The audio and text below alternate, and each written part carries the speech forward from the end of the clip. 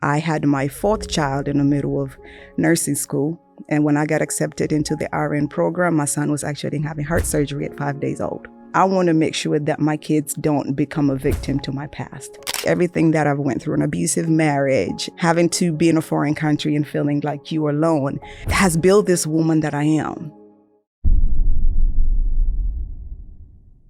Hey, how you guys doing? I am Dontel Antonio, and I want to welcome you to the Content Aesthetic Show, where we take different aesthetic professionals and med spa owners and allow them to tell their stories so they can help you in an impactful way so you can keep scaling your spa, scaling your business, and serving your community. All right, today's guest, right? We have Linda on the show. I am so excited to talk about your story. Yes. Because for me, story is everything. And a lot of times what happens is our past, we run from it instead of using it to help our future and help our people. So tell us a little bit about yourself.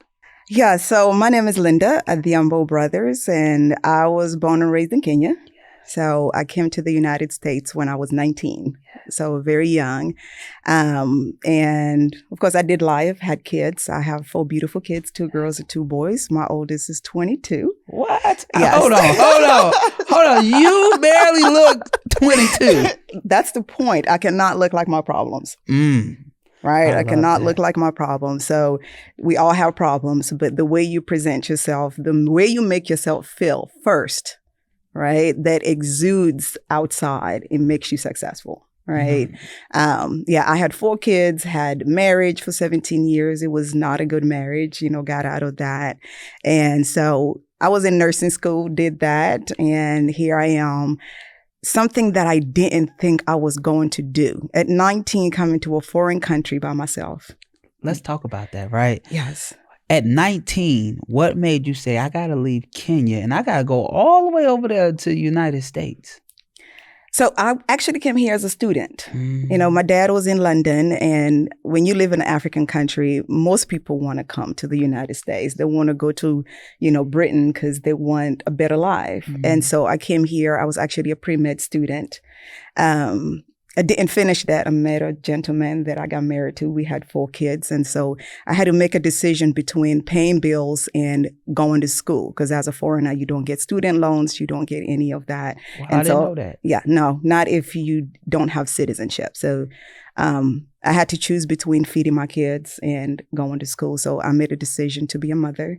And I put myself back, and it took a while for me to go back. I went back to nursing school when I was 28 with 3 kids. No excuses? None at all. And when you say no excuses, I had my 4th child in the middle of nursing school. And when I got accepted into the RN program, my son was actually having heart surgery at 5 days old.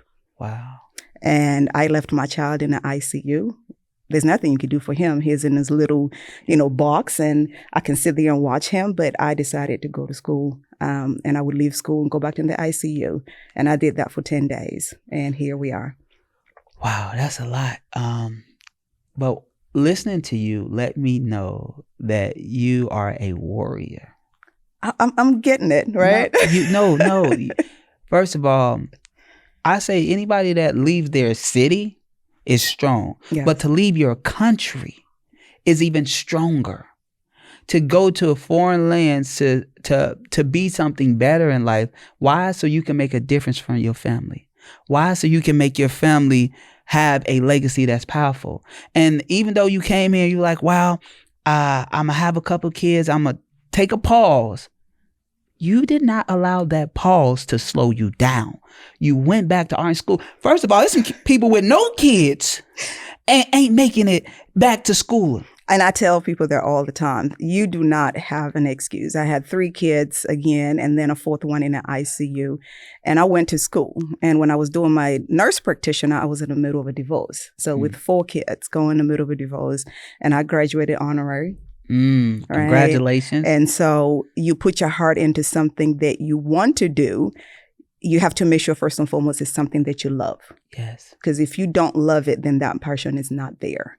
right? 100%. Chasing the money is great, but that is not what drives. As long as you're looking for and running after something that you love, the money comes with it. 100%. I say you don't got to chase the money. No. You just got to serve. You got to serve, and that's it. And as long as you serve, the money going to come. Like, it's just part of it. And so I think another thing is like that moment where your son is in the ICU having heart surgery. And I can relate to that because I was a kid. I was born with heart problems, right? Mm-hmm. I had to wear, as a kid, I had to wear a heart plate because my heart had a heart murmur, but it skipped beat. It overworks. Like, it's still to this day. So I sweat a lot, everything because of that. And the reason due to the fact because my mother was on crack cocaine, right? And so I wasn't even supposed to make it. The child right before me, died with a hole in the heart, right? And so to know that you kept going and you didn't make no excuses, I think that's everything. It is kind of easy to fall into being a victim. Yes. That's the easy, right? The hard part is deciding to use your story and to use your life to move and forge forward, right? Because you want to do different. You want different. Not only that, with kids, I want to make sure that my kids don't become a victim to my past, right? So I'm giving my kids the best in life, but doing better and giving them something to look forward to, and that is me. Yeah. My mother is doing it, therefore I can do it, right? And so it's been a journey. It's not been an easy one. Right. There's been tears. There's been laughter. There has been, I want to give up. Right. It's just easy, again, to give up than forging forward. So this morning, Gabby gave me a quote and she said, she got it from social media. She said, it is better to go through hard today and easy tomorrow instead of going through easy today and hard tomorrow. And I heard that yesterday. I started listening to a podcast just to kind of help me running a business. And I still work for an urgent care, one of the biggest hospitals in Atlanta, working there part-time and running a business. Sometimes you want to be like, it's not working. And so I chose to start listening to some podcasts that give motivation. And the gentleman said the same thing. He said that it is easy, right? It is easy to not want to do the things that are hard now because it makes it easy. It just feels like life is easy. But later, it's going to be harder. Yeah, I take hard first. I take the hard first because when I'm 60, 70, and that's 20 years from now, I want to live the easy life. Yeah. And anything you start, nothing good comes easy. Nothing good. Especially worth having. And it's like, but sometimes when you think about it and you take it back, it's like, sometimes we be like, why me? But then it's like all of those lessons, all of those tools that you get while you going through the hard seasons make you get through so many other seasons that some people that'll go through that season today will not survive because they'll give up, but you won't because you got the tools. Why me is an easy question, right? Because that's trying to create that victim mentality. Why me? Why not somebody? Somebody else has it worse than you. Yes. They do, right? But for me, I feel like everything that I've went through, an abusive marriage, having to be in a foreign country and feeling like you're alone, has built this woman that I am. Resilience and just wanting to make life easy for me. I know it has to come hard. And those hard things that happened to me has made it where the hard things now don't seem as hard. Are they hard? Yes, of course. But I've managed to go through harder things. And there's likely going to be a much harder thing that's going to happen, but I'm not going to worry about it today. Yes. And so right now, your business has been open for 1 year and 1 month. Actually, no. October will be a year. Yes. So my daddy passed. I'm a daddy's girl. Like I look like him without the lashes and the wig. Don't let it fool you. And a year exactly from my daddy passing, I got a key to my med spa office. And I made a decision. Sometimes we are fearful of the unknown. Yes. Right? I've heard you can do the business. I don't understand why you work for other people. My daddy used to say all the time, but it was easy for me to get a check. Yeah. So last July, you just left your that job. So yes, they had messed up my schedule a little bit. It's been over 2 years. We talk about it every other day. And I'm like, I don't think that's going to change. Or I can go look for another job. Yes. But I go look for another job, it's going to be another issue, right? And I also have to think about my potential as a woman, my potential as Linda, as a mother, that do I want to continue being under somebody else's when I can probably give myself the best in the world? So what gave you that courage last July to say the time is now? I was sitting there and my daddy came into my mind. And I was like, this is everything that he would have wanted for me. I made an excuse when he was here because he had cancer and I had to go back and forth to London.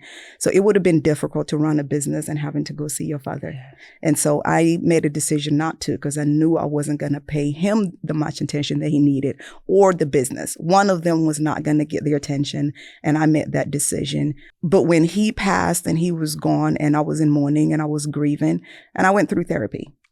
I had to go through therapy to kind of deal with that situation. Yeah. Is it over yet? No. August 11th will be 2 years since my daddy passed. So this is one of those difficult months for me. But what made me decide to do that is because I can define my own destiny. Yeah. I can define my own destiny on how I want it to look, how I want it to feel. And so I made a decision it was the beginning of July, and I gave the resignation? I did. Yes. I went home without a business plan, but I decided to make that decision because I was comfortable. I had to make myself uncomfortable. Mm-hmm. When you was writing that resignation letter, how did you feel internal? Like writing that during that moment? I was fearful. I was so fearful because I didn't know what was coming next. Mm-hmm. Was I going to go get another job because this business wasn't going to work? No loan, no business. I didn't even have a business name. Nothing. And so it was scary, but I felt like it was a decision I had to make, right? I went part-time PRN to where I just pick up hours. So I knew I still had that cushion, but I had to make myself uncomfortable so that I can move forward with that. And I went home. I had a book that I had removed from my daddy's house. My daddy was in London. It was a notebook that was still new. And I carried it from London, took my daddy home to Kenya to get buried, and brought it back to the United States. And I took that book and I started writing things in it. Business ideas, business name. Listen, I had some crazy names in there. Give me an example. Listen, I had bodacious, I had body mafias. I mean, I had some really crazy names in here. But, I was, again, working one day at the urgent care, and I'm thinking, I need a name. Yes. And it dawned on me. My daddy was a soft life baby. Yes. And most people don't know what soft life means. Break it down. Listen, the true definition of soft life is living a wealthy and a healthy, luxurious life with very minimum or no challenges or stress. That's it. And wealth and health. Wealth doesn't mean money, not for everybody. It's what do you define it as? And that is what I'm trying to give. I'm a soft life baby. That's simple, right? And so that is what I'm trying to give in my med spa is we're giving you that soft life. Yes. There's already enough stresses in the world. It's a lot of struggles, and that doesn't have to be everywhere. We just have to learn how to deal with them, how to minimize them, because they're going to be there. Yes. And I know creating that med spa, creating that soft life, your culture don't understand it all the way fully yet. And that was another fear. It was another fear. I'm an African woman, not only being African Black women, American Black women, the Botox and the fillers and trying to recreate is almost like God doesn't want you to do that. God created you as you are. Why are you trying to change that? And why are you trying to do things? And the honest truth is when I started the med spa, my goal wasn't aesthetics. What was the goal? Weight loss. That's big. I love it. Yeah. My sister, who is a year younger than me, I'll be 43 next month. Congrats. Looking 21. Listen, all over again. We're going to switch it. But my sister had a stroke at 29. She was heavy. and it scared the hell out of me because I was 30 with 3 kids. And I was not ready to live this world. So I decided to go on a weight loss journey. My sister got over that. Now, she didn't necessarily make a lot of changes. And my sister ended up having another stroke at 38. And after that, my goal has been, I'm in a gym. I'm always trying to eat healthy because I'm not doing it to look, skinny and sexy. But that's the secondary of it. Yes. The primary for me is to have a longer life, a healthy life. And so that's what I was trying to contribute, especially to the Black community. Yes. Working in the urgent care, I see a lot of us that are heavy. They have hypertension, diabetes, and they're on a lot of meds, which a lot of the contributing factor to those illnesses and those chronic illnesses is obesity. So if we can cover that, right? And so that's what I was going for. But when I lost my weight and I started looking cute just a little bit, I was like, well, my cheeks, they're falling apart from the weight loss. I start seeing wrinkles when I turn 40 and I'm like, I need to fix that. So if I was having those feelings, I figured there had to be somebody out there, right, that need that. And as much as somebody can think that's not a service, it is a necessary service, right? Because your confidence and how you look at yourself actually helps drive the way you live your life. 100%. And that's what I'm trying to give. I love that, but that's a passion. It's, first of all, you able to help and serve a community. You able to make a difference. You able to stand up because you seen it was a problem in a hospital and you say, hey, let me help. Let me rebuild you, woman. Let me rebuild you, queen. Let me rebuild your inner side. Let me rebuild your outer side so you can be a better you. Let me rebuild you. Let me shift that crown. Yes. We have an issue shifting other people's crown, and that is a problem. For me, I don't have that issue, right? Because we're not in a competition. Yes. Not at all. It's not necessary. No, we're not in a competition. When I started the med spa, I located in between 2 med spas that I have been there. And most people were like, well, I don't know why you would put your med spa in the same. Actually, one of them, we're in the same building. I'm in 111, they're in 511. Okay. And, most people are like, well, I think you should move a little bit further. One thing nobody can offer is Linda. 100%. Your uniqueness is your greatness. I am forever grateful because my goal for my med spa, not to talk about money, but I was thinking, I'll make $100,000 for my first year. I'm going to be great. Like that's good. Yes. It might not necessarily pay my salary, but just to know that I own a 6-figure company as a Black woman, an African woman, a foreigner at that, with 4 kids. That was something I was looking forward to. Yes. But the fact that I not even a year yet, and I'm looking at 300,000. Let's go. Let's go. And I've done it on my own. Yes. I haven't hired a marketing person. I'm working on it now because it's gotten so busy. I think my biggest accomplishment for me was that the med spa, I don't know if you've watched my video, but I literally went in and built the med spa on my own. I seen. I took the floors off. I put the carpet in. Everything. I was building my furniture. I was doing all that. And so when I walk in my med spa and I'm looking at it, I go, this right here is my blood, sweat, and tears. And that gets me going. Let me ask you something. Did you know how to do that before, or was it? Let me know. So YouTube University, like I had literally hired somebody. My wife is Cobb County, and she works a lot. So just having to pay the bills and work on that, I was doing this on the side, and I hired somebody to come and do it. And 2 hours later, they didn't show up. Where you find them at? Baby, I don't even remember.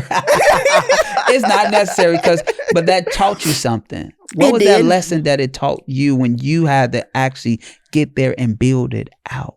What it has shown me is that I pretty much can do anything I put my mind into. I called them and they were like, oh, we're still 2 hours out. Okay, I know you're not driving from Texas, right? Because I know you're not driving from Texas. And I felt like the disrespect I got on the phone, like, I don't know why you throwing a fit 2 hours later. And I was like, well, don't worry about it. But even when I said don't worry about it, my heart dropped. Yes. Because I'm like, who gonna do this for us? Yes. Who is going to do this for us? And immediately I went on YouTube. YouTube University. I did, and I did the floors in 2 days. I was there for 8 hours the day before. I stayed there probably until like 9 o'clock at night, went home, slept, and the next day came back and did the same thing.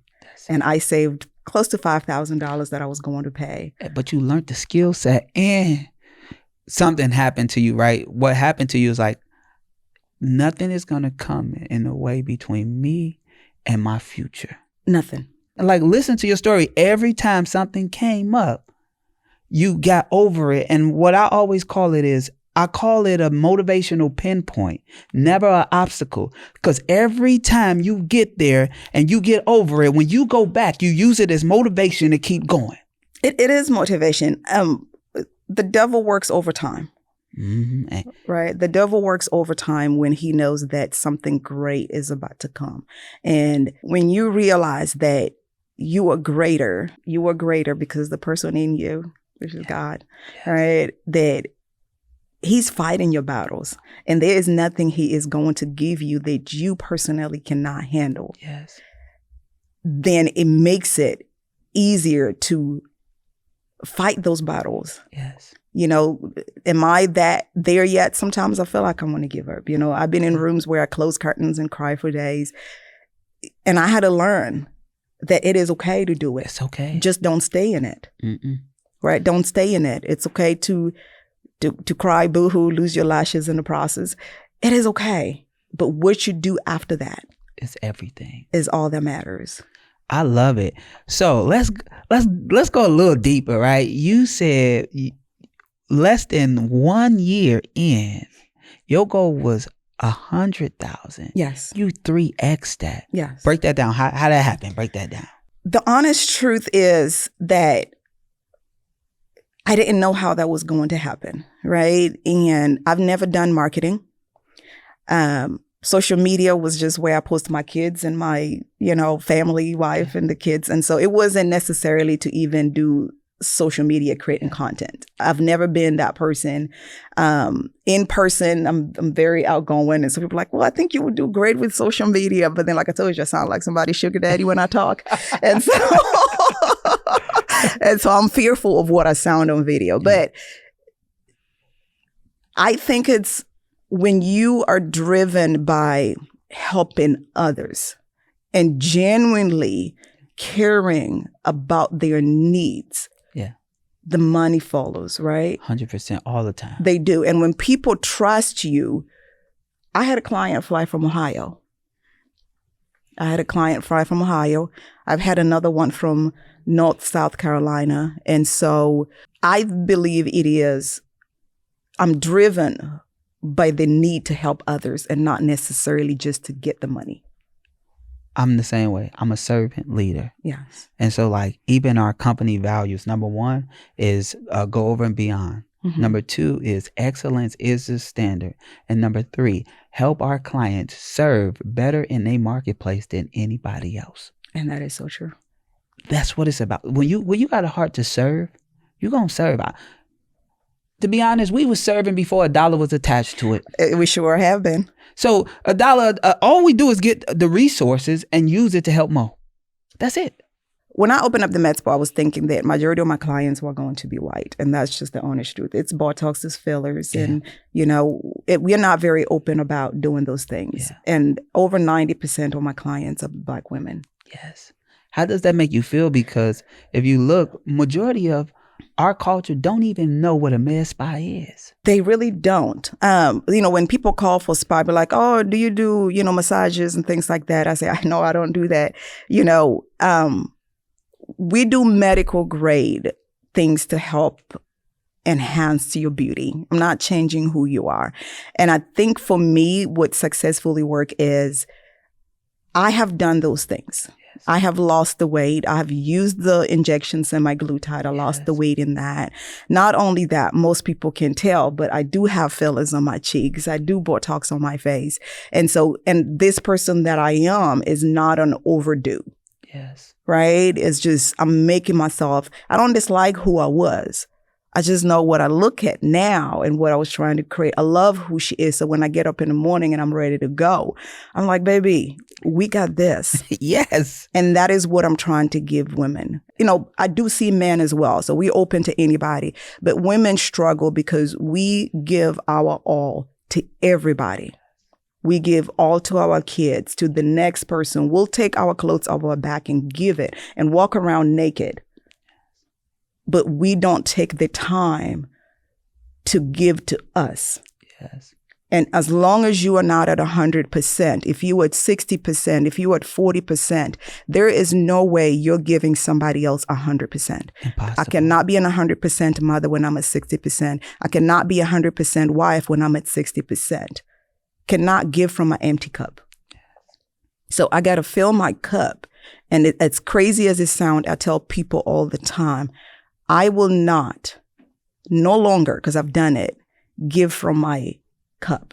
If it is full to where I'm just full, I can't give you. Now, if it's running over, and people can talk about sacrifice and the things like that, I do sacrifice. But if I'm taken, if I give you my left arm, I need both arms to do something. I can't only use the one. So I definitely can chop myself into pieces and give it to you. Yes. And then I'm left halfway. Can't function as a halfway person. And 100%, we have to realize everything we do is for our little ones.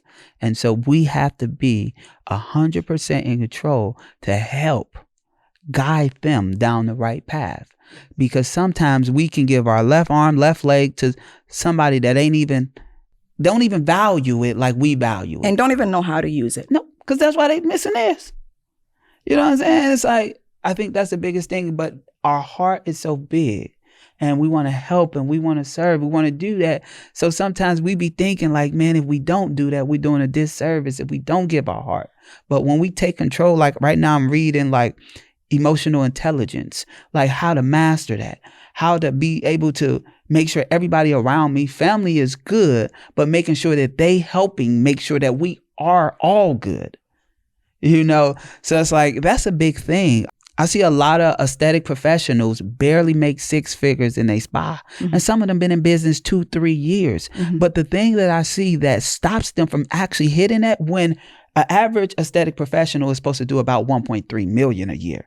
Everything else is lower. So it's like it's this big gapage. But what they do is they are not coachable. They are not willing to put in the work. They are not willing to go all in. So when you tell me less than a year, you at 300, that is a big difference than what I see people that have been in business for years. Yes. But it's because I can tell you want it.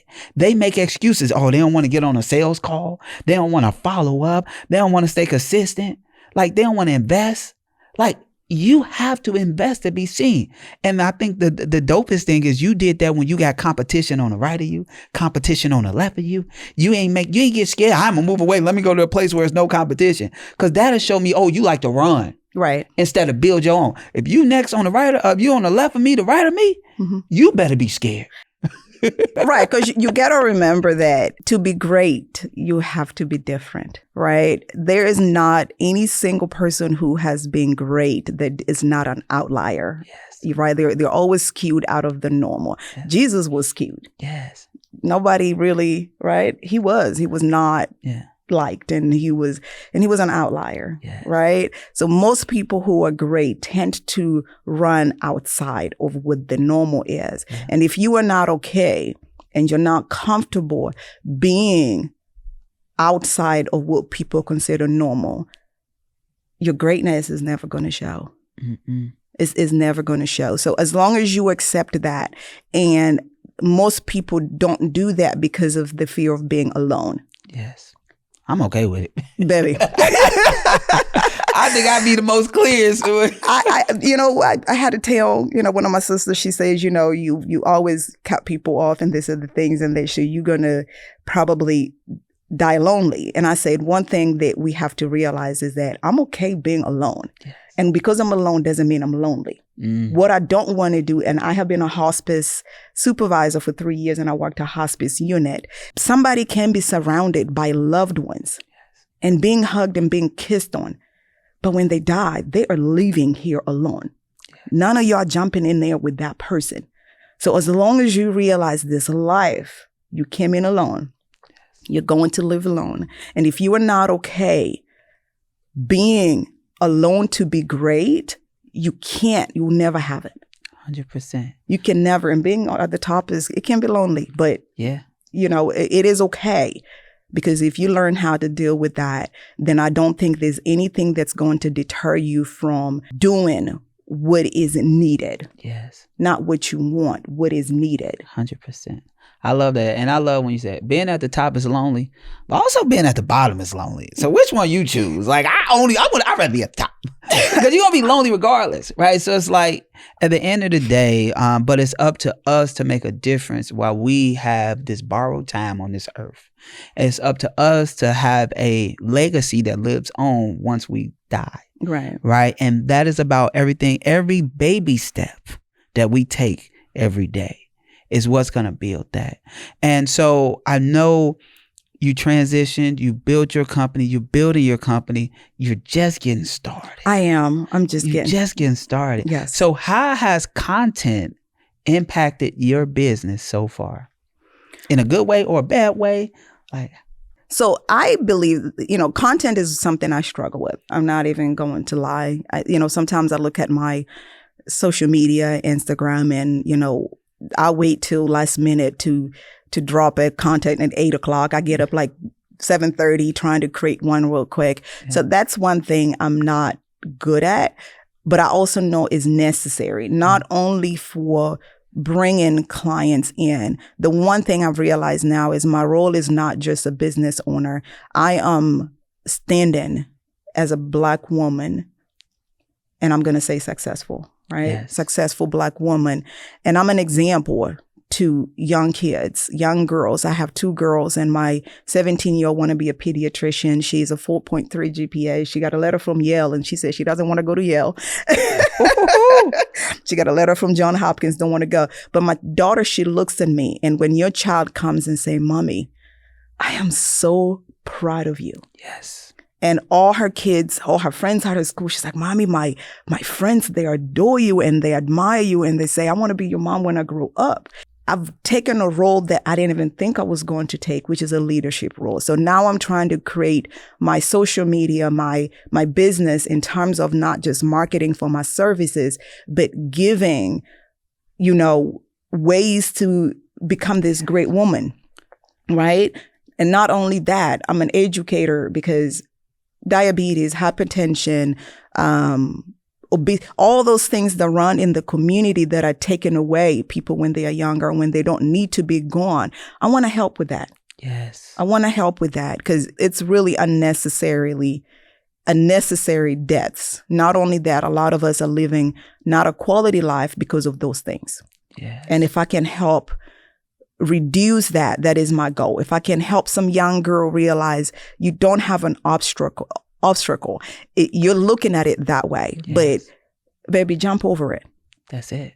Jump over it. And if you need help, scream at the top of your lungs for somebody to throw a rope at you. There is somebody there that will throw a rope at you to pull you out of that ditch. Mm-hmm. You just have to scream for it. And the fear is most of us don't want to scream for it because we feel embarrassed. Yeah. Baby, don't be. There's somebody on the other side that wants you to do great. And until you voice what you need, nobody knows. Nobody knows. Because nobody reads minds. And so that's what I'm trying to do. I'm trying to create more than just being a businesswoman, but that person that helps the community as a whole. Yeah. Listening to your story, you say this word that we can't say around here, right? It's TRYING. Anytime we say that word around here, we got to do 25 push-ups or 25 jumping jacks. You want me to do them? Because, baby, I can do them in my sleep. The thing about it is you're doing what you use that word for. You're actually doing it already. Yes. So you're not attempting to do it. You're doing it. Yes. I just want you to know, and I just want to let you know I'm proud of you. Oh, thank you. But it takes a lot of courage. Thank you. It takes a lot to sacrifice, to come all out to serve others. And you should have made me do those push-ups because one of the things I've said, I don't want to use the word try, right? Because you're either doing it or you're not. It's that simple, I'll hold it to you afterwards. Well, let's see, baby. I'm like, I'm gonna have to limp out of the building, but I think I can do it. Yeah. So that's something that I have chosen to say. If I'm going to do it, I'm not going to try, because trying means you're not giving 100%. Yeah, 110 all in all the time. All the time. I love it. First of all, I want to commend you. You really did amazing. You are powerful. Thank you. You talking about introvert. No, you are going to dominate rooms. You are going to dominate communities. You are going to make a difference. You got it all. You got the resilience. You've been through it. Nobody can. Everything else now becomes easier because you done already fought your way here. The biggest problem that human nature has is always trying to demean who we are, right? Like you diminish the person that you are. And I'm not an exception. Yeah. Right? Because again, sitting here, coming in, I was sweating. I'm sitting over there and I'm like, okay, we about to do, my hands were sweating. I didn't tell you, I was sweating. And, I told you that I was nervous, and I don't do the videos, and I try to do them, but it's my fear, right? And most of us don't do things because of that fear. And I've told myself that so many times. So to hear you say that to me now, it makes me realize I just have to go for it. I have to do the videos until, I get it, right? And so I hope what you're doing, it's great, and allowing us to come and give our stories and let people know that it's not easy, but we are doing it. We've done it. And we're going to keep doing it until we succeed. That's it. There is no falling. Mm-mm. There is no falling, because falling for me would be, I'm getting back up. I'm getting back up. And I'm from Kenya, so I run. I love it. I run, and I don't do short distance. We do long distance, and I'm here for the long haul. Long run. Say, there you go, the long run. And I have to get up every morning and tell myself it is okay. Summertimes are the hardest month in aesthetics world, and I didn't know that. Them 3 J's, January, June, and July. And I didn't know that. Ooh. I did not know that. And so I've been struggling with it. Yes. And so I've decided, on my days that are very slow, I do the content creating. I do a lot of administrative work. I'm looking into other ventures that I can add to what I'm already doing. But initially it was hard. I would cry. I'm like, wait, why? I don't have a client today. Yeah. I don't have a client tomorrow. And I will get a little bit just down. I was like, maybe this is not what I'm supposed to do. Maybe I'm supposed to just go back to work. I can get me another nurse practitioner job. But then I forge forward and I look at, I am here at a 6 figures in less than a year. Yes. What is a day? Yeah. What is 2 days? What is next week? But what if I stop today? What if I stop today and I miss that 1.3? Yes. The biggest thing that we have to learn is we have to be emotionally detached from our business when it's up and when it's down. Because if we emotionally attached when it's up, we all excited. But of course once the business is down and we're emotionally attached, we're depressed. But it's business. We're going to always have slow seasons, good seasons. But the thing about it is like, now we know how to prepare for next season. Right. Next year, right? So like even for the 3 J's is June, July, and January are slow season in the aesthetic world. Mm-hmm. So now it's like even for every June and July, we like, all right, for our clients, you need to be planning a event in June, mm-hmm. and you need to be doing some webinars in July, right. and reactivating all of them old leads that's right. sitting around, mm-hmm. and so you can convert them because they done been brainwashed by your content, but they ain't bought none. Okay, reactivate them in these times, right? And then just so you can, get new revenue, keep going. Sometimes we be waiting around for that phone to ring, but we didn't do nothing to make the phone ring. None. We didn't get out there and that's why we're a content firm, right? We're not a marketing agency. We're a content firm that specializes in making more visibility and authority for aesthetic professionals. All our clients is med spas. And all of them are MDs or MPs or BSNPs or DNPs, like all of that because most of y'all come from the hospital and y'all had a passion to serve before y'all even started a med spa. All y'all doing now is transitioning from the hospital and building y'all own so y'all can better serve. As a nurse, my thing is, I want to help. I want to help you feel better. I want to save a life. Because, watching people lose their lives, watching a baby lose their life, it changes you, right? It changes you, and it changed me. And so that's always been my thing. I want to help, right? And so the business aspect part of it, the content creating part of it was never nowhere in my mirror. The front, the rear view, it was never there. And so to be put right in it, it's a challenge. Yeah. And so it is really great to see people like you that actually, this is your passion. This is what, right? My passion is helping people and creating this, pretty and all that. And so it is nice to have that cushion of knowing, hey, I can't be great at everything. You have to pick. And I was listening to a podcast on my way here, and the gentleman said, take a piece of paper. If you're driving, pause me and do it later. And he said, pick a few people in your life that you can take advice from, because opinions are just opinions. Yeah. So, and he said, those people will have things to advise you that are not the same. You have a friend that their marriage is great. Yeah. They can give you relationship advice. They don't have a business. They can't give me a business. They cannot give me a business advice. You have a friend that has a multi-million-dollar business and they're good at it, but they're a terrible husband or wife. They can't give you marriage advice. So you keep people around you based, and it's not using people. You want to trade. The person I want to trade places with, you own a very successful med spa. Yes. I'm not envying you. I want you to tell me. I want you to show me. I want to trade. She got it. I want to do that. Yes. So if I have to pay for it, I am going to pay for it to get that knowledge, because I'm trying to keep people around me that are going to be successful. If there are people that I hang with that we are cool and we party, I get that. And they'll throw advice, oh, do this with your business. I'll be like, thank you. But I don't necessarily internalize it. Mm-mm. Right? And so that is something that I'm learning. Again, I'm new to the business. It's not been a year yet. And every single day I'm learning, this is what you're great at. At this point, you need to pay somebody that's great at this to do this for you. One, it makes it easier, right? It's already hard. Okay. So I'm going to make it easier, and I'll pay somebody to do the content for me, right? I'll have somebody teach me how to do it if they have to, because I've done all the research, I've done this, and still I don't get it because that's not my forte. Mm-mm.